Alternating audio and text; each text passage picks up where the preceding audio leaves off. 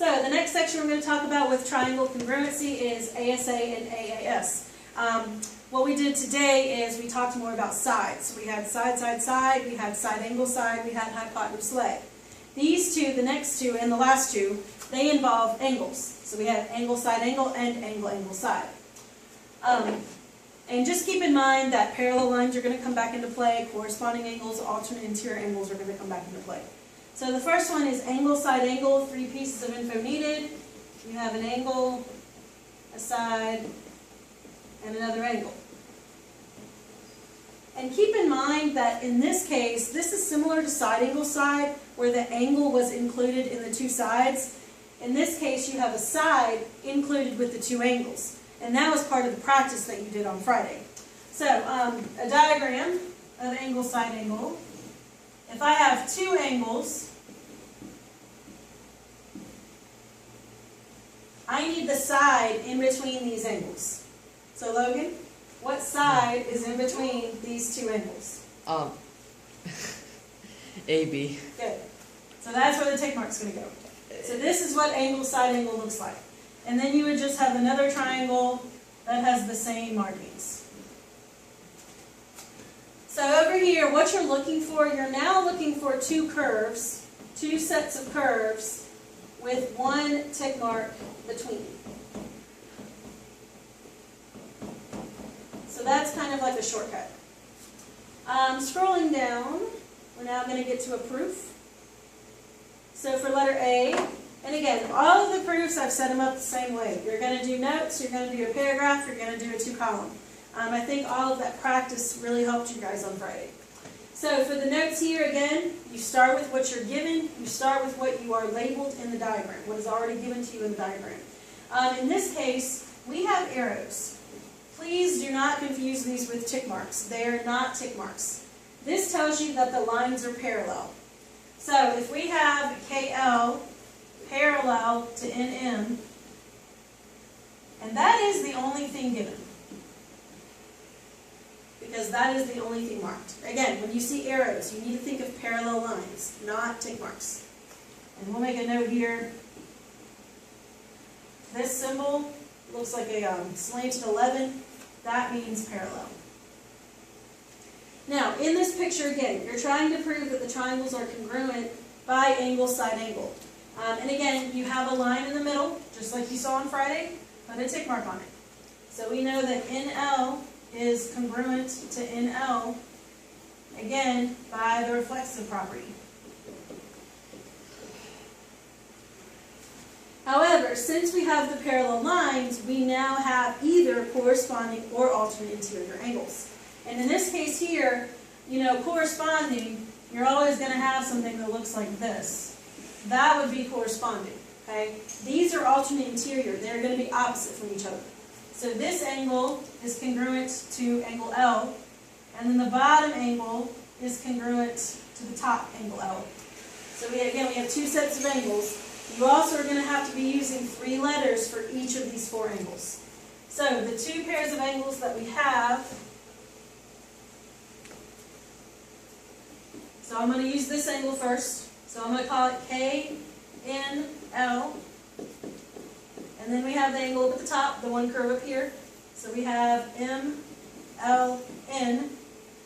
And the double curved, this angle here, is angle MNL. MNL. Congruent to angle. And you're looking at the double curves up here, KLN. And that is by the alternate interior angle theorem. So we now have one side, one set of sides, and we have 2 sets of angles. And again, when I separate this triangle out, it's going to look like this kind of. And I have my double curve, I have a single tick mark, and I have a single curve at the top. So you can see where the angle, side angle comes in. For this one, I'm going to show you the 2-column proof on the video. We'll do the paragraph proof together on Monday. For the 2-column proof, just count the number of statements we need. We have 1 given, reflexive, 1 alternate interior, and we have to leave 1 for the proof. So this one we're actually going to have 4 statements.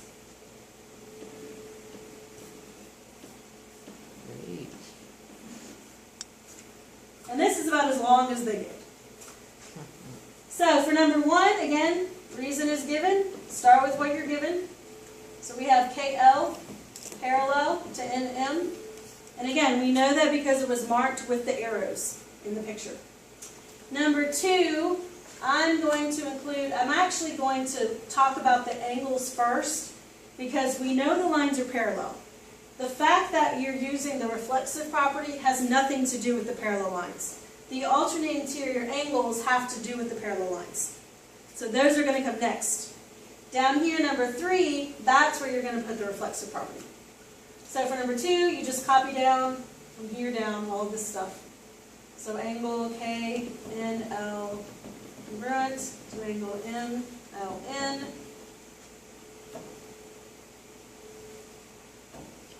And then angle M, N, L, congruent to angle K, L, N. Both of those are from the alternate interior angle theorem. Now moving on to number 3. Now we can include the reflexive property. So we have NL congruent to NL, and that's reflexive pop. And then the last step, just like we did on Friday, the triangles are going to be congruent. So triangle NKL congruent to triangle LMN by ASA. So that is how that proof is going to look.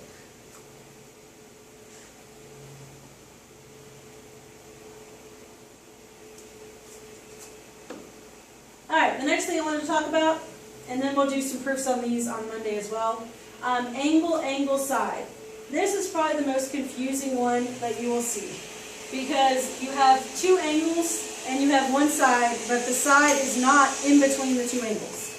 So as a diagram, you'll have something like this.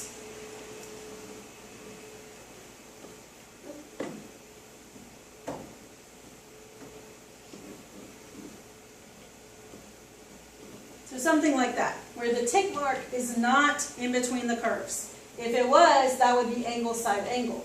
But it's not. So that's angle, angle, side. So 3 pieces of information.